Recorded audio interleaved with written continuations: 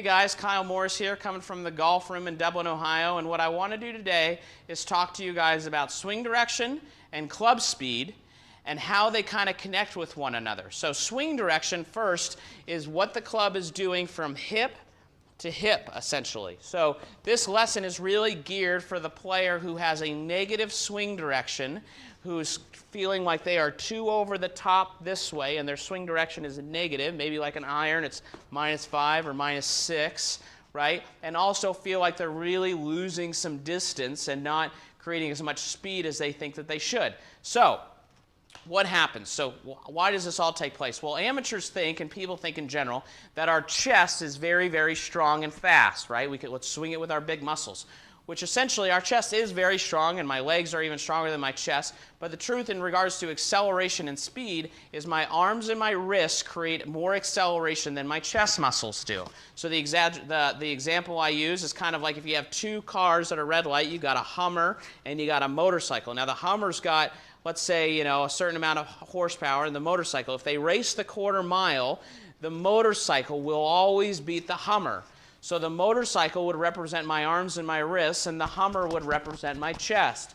So if I were to take this alignment stick, for example, and I was to swing just this alignment stick, and I was to swing it as fast as I could with just my chest, okay, that's as fast as I can go with just my chest. Now if I go just arms and wrists, right, I can create a lot more speed with my arms and my wrists, like snapping a towel, right? I don't snap a towel like this, right? I snap it with my arms and my wrist to create a lot of snap at the golf ball. So our arms and our wrists create more acceleration than our chest. All right, so if I take this impact bag, these impact bags, by the way, are a great tool for the guy or the gal who works and it's hard to hit balls. You got kids. I got 3 young kids under 4. Practicing is really hard. But this impact bag is a great way to work on your game at home. It's kind of annoying because it's loud, but it's a great way for feedback. So if I took this impact bag and I was to swing it and I was too chest dominant, right? I was to be up at the top and swing with my chest, this bag would swivel left of the stick or whatever you put it around, and at impact you would see that if I was too chest dominant, my shoulders would be very open at impact, right? So that would make my swing direction, or like my hand plane, that's another way of thinking of swing direction, too far out to the, out to in. So my hand plane would be going like this, because they're following the path of my shoulders. Now the opposite would be if I swung with just my arms. Now I'll exaggerate this with just my arms. If I took it back, I kept my back to the target as long as I could. I even watched the camera and swing just with my arms. You could see that bag would go way out to the right and my shoulders would be closed. Okay? So that would be the exaggeration of feeling like my arms and my hands were getting more out in front of my body, or my back was to the target as long as I could, rather than my back, turning the other way.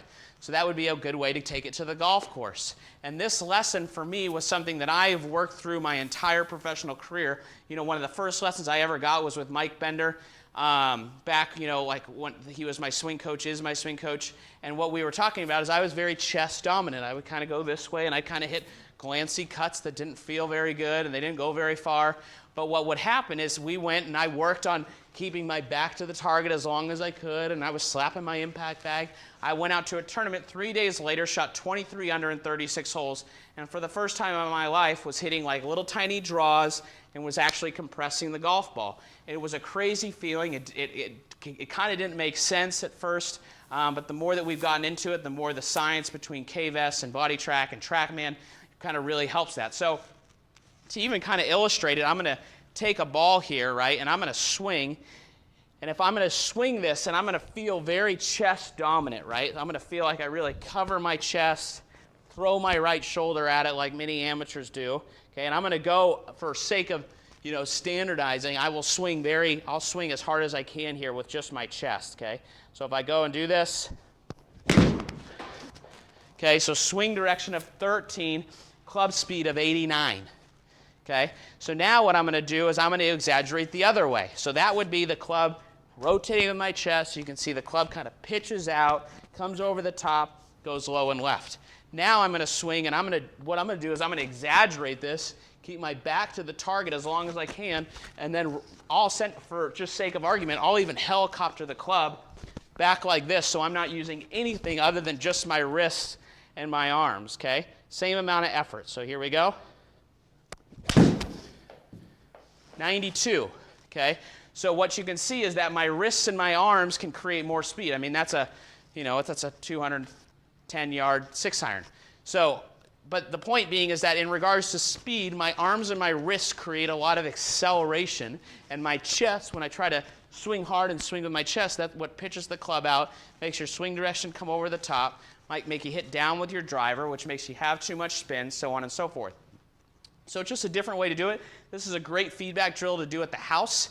And then one more drill that you could do is if you take your left arm and you stick it out, even if you stick it on one of these alignment poles like this, and you take it back, and then you try to swing through, release your body, and get the club to finish between your neck and your shoulder, just like this, right? Because many of you would want to go like this and then finish like underneath your armpit and open your chest, or even if you held someone's hand and tried to do that, right? So it really allows your arms to kind of release, your chest to kind of stay back, and fold your arms up. So that would be a great drill as well to do at the house. So hopefully these help. If you have any questions, email me at info@thegolfroom.com. Visit us at thegolfroom.com. Hopefully we see you here in Dublin, Ohio. And thanks for checking in. We'll see you guys next time. Here's me hitting a ball off of my knees. You can see the club speed's about 85 miles an hour. So just, not really using any lower body at all. Here's me swinging, just able to swing with my arms and my wrist, also around 85 miles an hour. Now this is going to be my gamer swing, just my normal go out and play swing, which is about a 92.